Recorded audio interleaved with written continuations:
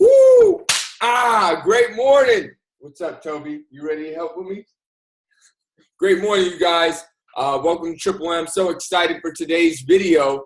It's going to be by a guy that almost everybody knows on the planet, or at least they've been impacted by him in some way. Maybe not directly through what the corporation may be, but maybe by somebody who's been impacted by the corporation he's been. That's still impact.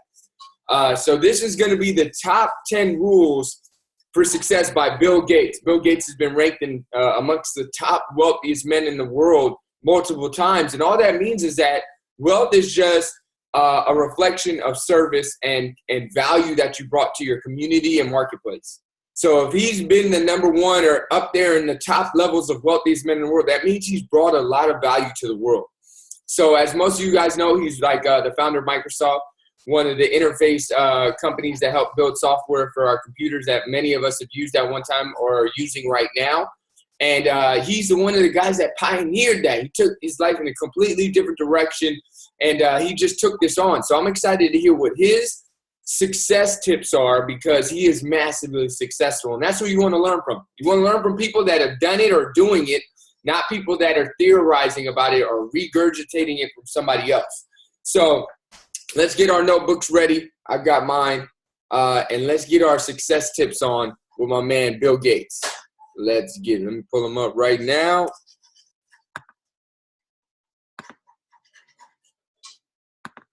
He's the second most generous philanthropist in America, having given over $28 billion to charity.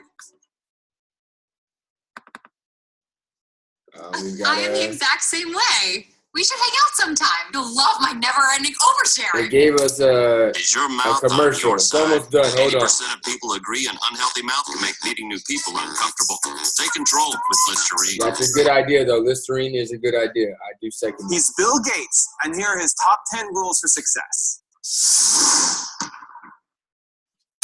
When I started Microsoft, I didn't think of it as all that risky. I mean, I was so excited about what we were doing. It's true I could have gone bankrupt, but I had a set of skills that were highly employable. And in fact, my parents were still willing to let me go back to Harvard and finish my education if I wanted to. You've always got a job with me, Bill. And the thing that was scary to me wasn't quitting and starting the company. It was when I started hiring my friends and they expected to be paid. And then we had customers who went bankrupt, customers that I counted on to come through.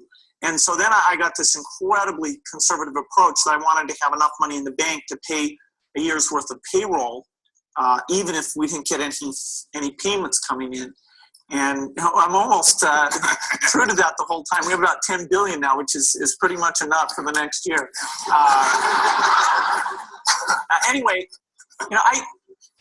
if you're going to start a company, it takes so much energy that it better overcome your feeling of risk.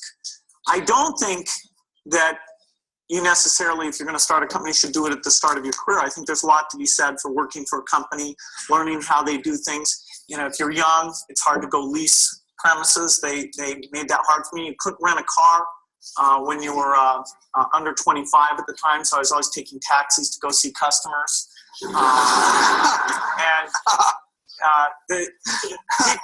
People say, well, we're going to go have a discussion in the bar. Well, I couldn't go to the bar.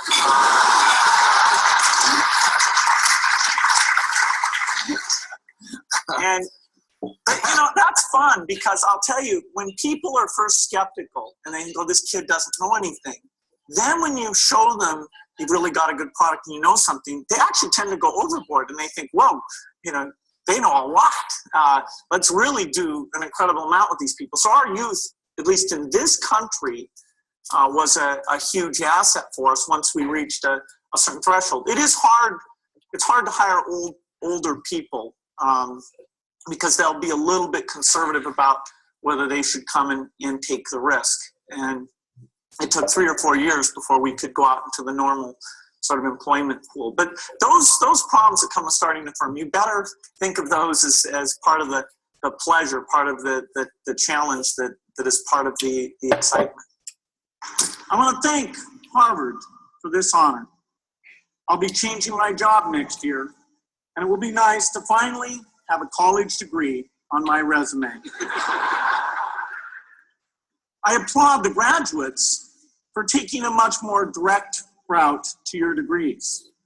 For my part, I'm just happy that the Crimson called me Harvard's most successful dropout. I guess that makes me valedictorian of my own special class. I did the best of everyone who failed. But I also want to be recognized as the guy who got Steve Ballmer to drop out of business school.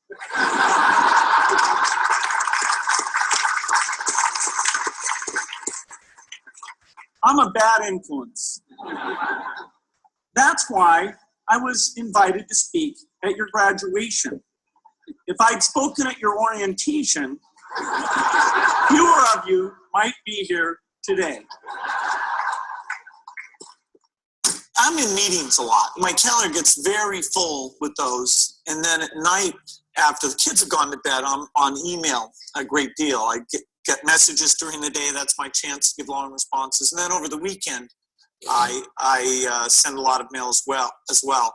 I take 2 weeks a year to just go off and read and think, where I'm not interrupted by work or anything else. I'm just solidly trying to think about the future, and people get to send me things to read as part of that so-called Think Week. So it's a nice mix of things. About 25% of the time that I'm out traveling around, meeting with customers, Europe, Asia, and that sort of helps me think, okay, do we have the right priorities? What are people responding well to, and what would they like to see us do better?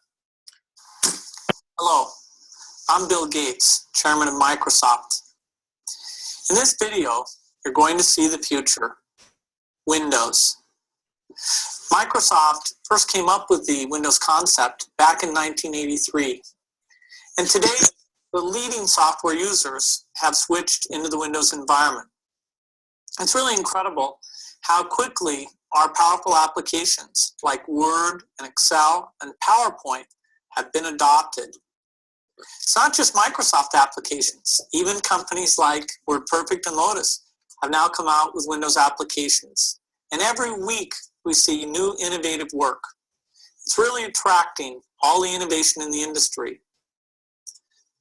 We predicted this a long time ago, and now it's the future. The key point there is you've got to enjoy what you do every day. And for me, that's working with very smart people. It's working on new problems. You know, every time we think, hey, we've had a little bit of success, we're pretty careful not to dwell on it too much because the bar gets raised. I love bridge. Bridge helps you think. It's a game you can play your entire life and keep getting better and better. I think anybody who's good at bridge is going to be great at a lot of things. So I really encourage people to get involved, and I want to thank the people who've put things together for juniors.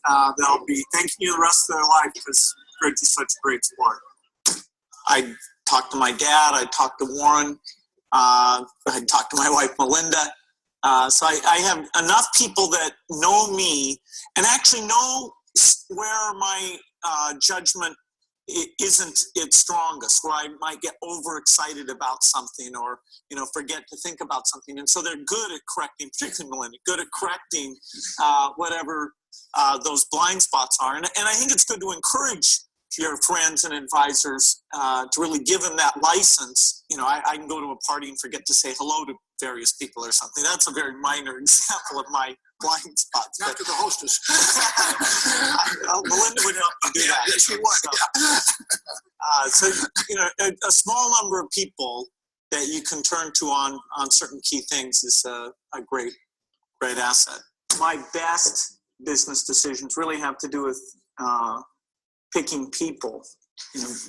Deciding to go into partnership with Paul Allen is probably at the top of the list. And then subsequently hiring a friend, Steve Ballmer, and having somebody who you totally trust, who's totally committed, who shares your vision, and yet he has a little bit different set of skills, and also acts as a check on you.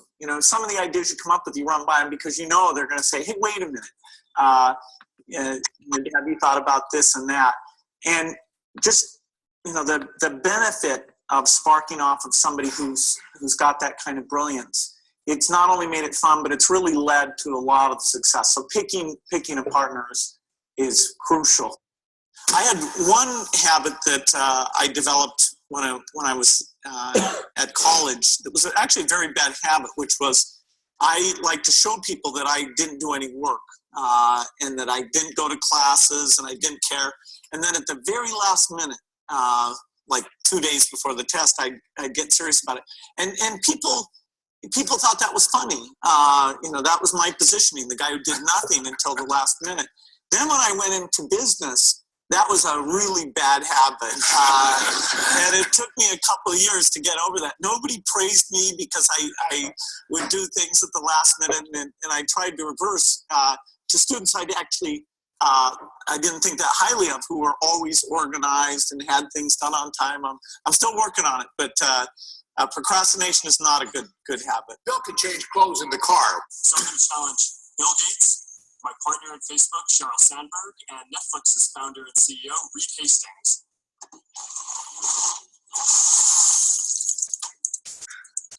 I'm glad to give to ALS. It's a great cause, but I want to accept this challenge. I want to do it better than it's been done. Been working on this, got this design. There we go. Yeah, it's going to be great.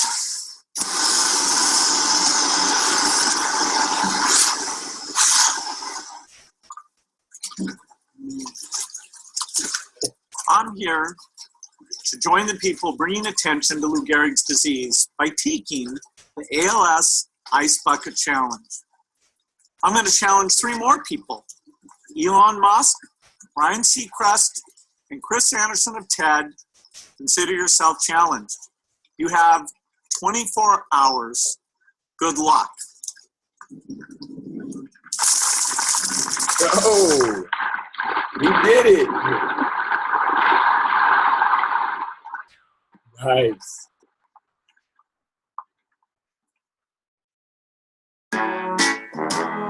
People, let me tell you about my best friend. He's a warm-hearted person who loved me till the end. People, let me tell you about my best friend. He's a one-boy cuddly toy, my up, my down, my pride and joy. People, let me tell you about him, so much fun. Whether we're walking hand to man, whether we're walking side to side, 'cause he's my best friend. Yeah, he's my best friend.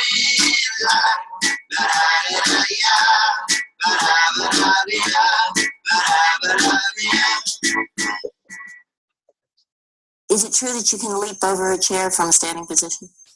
It depends on the size of the chair. I'll cheat a little bit. Yes! Nice. My man, Bill Gates got hops.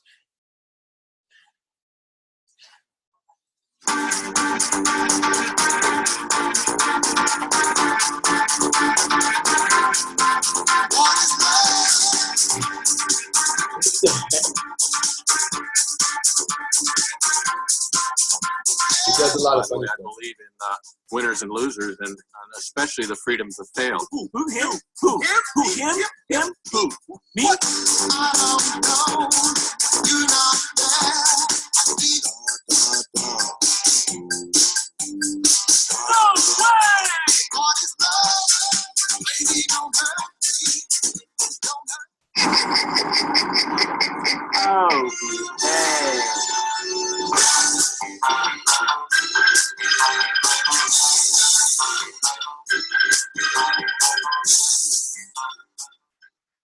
Thank you so much for watching. I made this video because a bunch of you guys were asking me to. So there's a famous entrepreneur that you want me to profile next.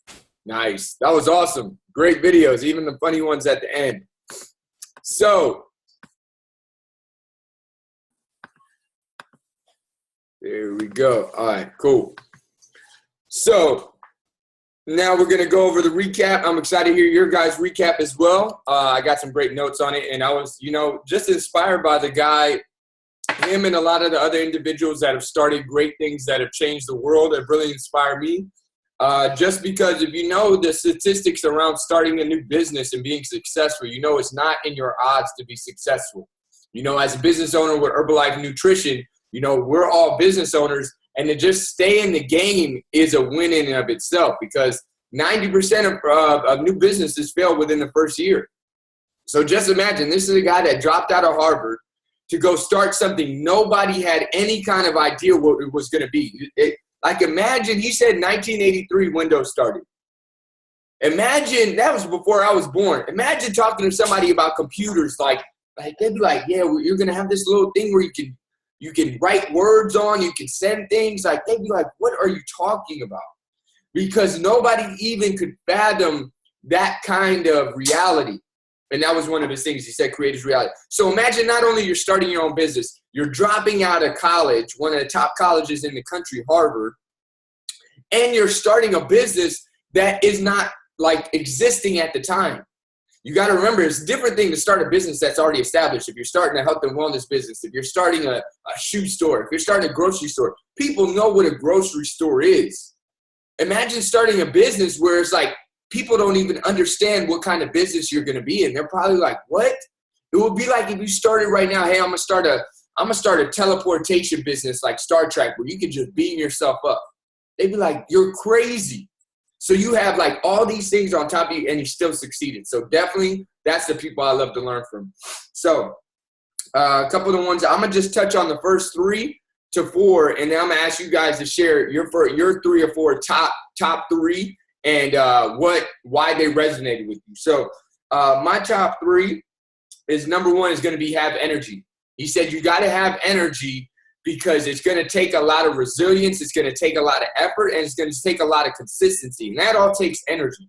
If you don't have the energy to keep going, sometimes it's not even just the smarts, it's not even the planning. Sometimes it's just the energy to continue playing the game, to get up one more day and go and do it again, to get up again and just stay in action. That's sometimes all it is. It's not smarts all the time. It's not this big break all the time. Sometimes it's just staying power, and that takes energy. I really like that one. He said you got to work hard. He said you have to have a work ethic. He said, I'm at work, I'm doing stuff, I'm at home, I'm answering emails. Now, I do think it's crucial to have a balance, but I do definitely believe that there's a certain amount of work ethic that is necessary to create a magnificent, abundant, and impactful life. I don't believe you can just sit at home and look at the wall and your life is going to be amazing.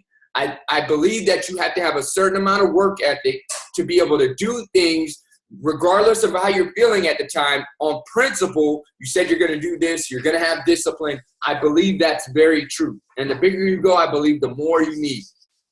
That was number 2 for me. And number 3, I'm going to say enjoy what you do. Because if you don't enjoy what you do, the minute it gets hard, it's easier to quit.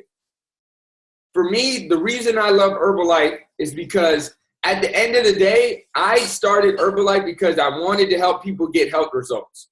And if at the end of the day, somebody comes up and they're like, hey, I'm feeling better, I got more energy, I love this community, then that is mission successful. And then everything else is just icing on top of the cake. The income we get to earn, the traveling we get to do, the promotions we get to qualify for. That's all icing on top of the cake if you can stay grounded in why you love what you do. Is it the challenge? Is it the growth? Is it the impact? Is it the experience? Whatever you do that you love, if you at a basis foundation love it, you never have to question doing it.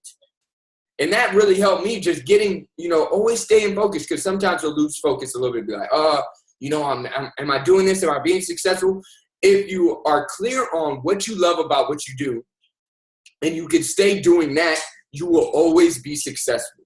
Because at the end of your life, you will not just be successful based on the amount of money you have.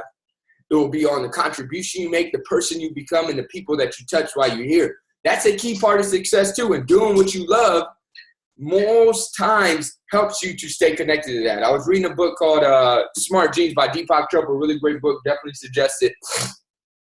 And he was talking about your life's purpose, because he was talking about happiness. And he said that happiness is definitely helped and contributed to when you have big long-term goals, not short-term goals. He said long-term goals can give you happiness and give you fulfillment unlike any short-term goal can. So he said, start thinking about your long-term life goals, your life's purpose, and how are you working towards that? And that's what I look at when I look at Herbalife Nutrition. Like for us, his President's Team is a position in the marketing plan. But for me, that's also a position in the journey. Like that represents growth. That represents massive impact. That's something long-term. You're not going to get there in 2 days. It represents a long-term goal. That represents people getting their lives changed, us having financial abundance for our family, and having something to pass down to our future generations inside of our membership. So because he said you want to start thinking about your life's goal and you working towards it, because every day if you're working towards it, that working towards it gives you happiness. And he said that's connected to a word in the ancient Indian tradition. I think it's Ayurvedic. It's a kind of hard word to say. Ayurvedic tradition, I believe it is. He said it's connected to a word called dharma, D-H-A-R-M-A. And it literally translates to uphold. And he says it makes sense in the fact that when you pursue your life's purpose, the universe will uphold you. Meaning that when you pursue it, things are going to start to align with you that are going to help you pursue it if it's your life's purpose. Now, it can't be, my life's purpose to be in every strip club hanging out. That's probably not your life's purpose. But if you have a life's purpose where this thing has been talking ever since I was a kid, I remember I used to comb through muscle and fitness magazines. I used to love health and fitness. When I think about, I switched majors from engineering to kinesiology because I love health and wellness. I'm very passionate about it. And I believe that's a part of my life's purpose. And I believe that when you pursue your life's purpose, like the universe is like, you take a step and the universe is like right there. As you step, it upholds you. Even if you don't know how it's going to do it, you don't have to worry about that.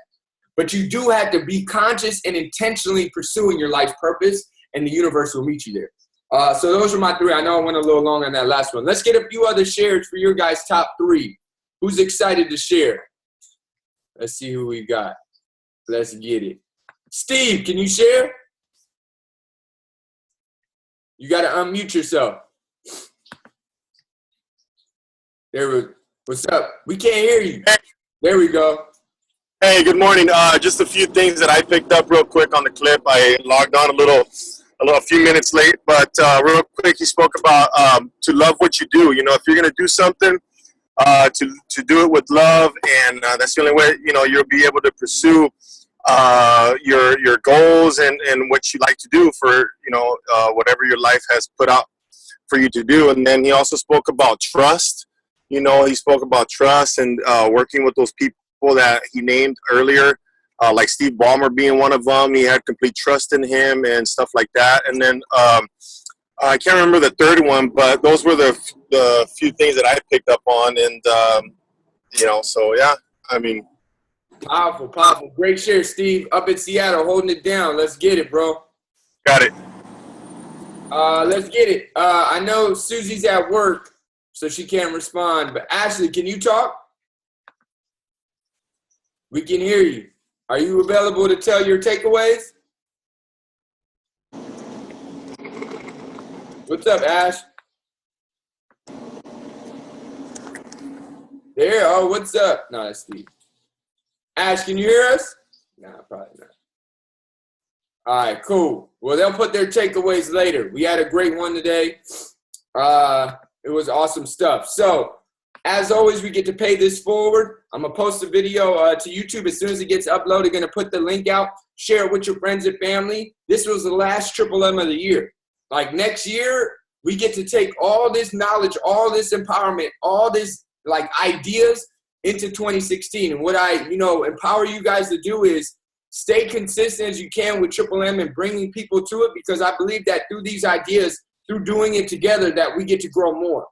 Like imagine if we didn't. I love Triple M because I get to learn along with you guys every single week about a new topic, about a new, a strategy, about a new idea. And if you guys ever have videos that you want to listen to that you think would give the group value, like you hear a great audio, 10 to 15 minutes is usually what I look for, send it over, because Triple M is something we all get to do.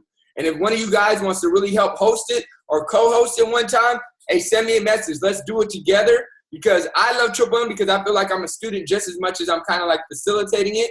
But I don't want to be the only one that I'm only choosing the videos and I'm only directing, because it's something we all get to create, because not only do we do it live, but we create the video and we send out the video, and that's something that you can send to your friends and family. So just know that it's another way that we get to positively impact people for Herbalife members, not only through the nutrition, but also through the mindset and how we grow our lives. So, you know, have a great 2015. I would suggest, like Bill Gates said, think back on your year this last year. I've been thinking a lot about the past year. What are the wins? Don't just focus on the things you didn't do. Focus on the wins that you created. Focus on the positives, because the more you get in that space, the more your lens is positively tinted. And that's always a great way to live life. And then start creating your strategies for next year. And just know you get to create it every year. You know, I love this quote. He said, most people overestimate what they can do in a year. I've made some year goals and they were just like super huge. At least I made some progress to them. I didn't hit all of them. But then it's also said that most people underestimate what they can do in 10 years. So never underestimate how big you can go. In 10 years, that's a long time of compounded opportunity that you can go really big. So really start to dream big in your 5 and 10 year goals. You know, we got 2020 in 4 years. 2020 is crazy. So thank you guys so much. You guys have a great Monday, great rest of the year. 2016 is going to be the best year of our lives. Peace out. Adios.